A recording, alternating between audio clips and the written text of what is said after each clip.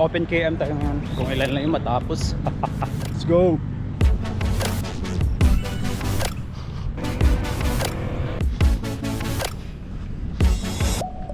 Five. Kaya nga kaunti. Then push ulit. Mga 2 kilometers. Depende. Rest mga 5 minutes yata. Then part 2. 6. Hindi naman gano'ng mainit kaya push lang. Last one. 10. Nag-push ulit ako ng 10k today.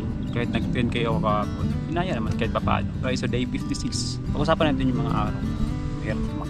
Yung mga araw na parang wala ka sa mood or tinatumad pa ganun. Pero sa totoo lang, hindi naman yun ang mahalaga kasi din eh.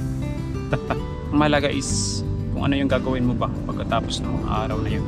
Titigil na ba ako? Hindi ko hinahanap ang perfect na araw. Goal ko is kung patuloy lang kahit maikli or mabagal. So, importante is makatakbo pa rin ako. Day 56, then medyo mahirap pero kinaya naman kahit paano.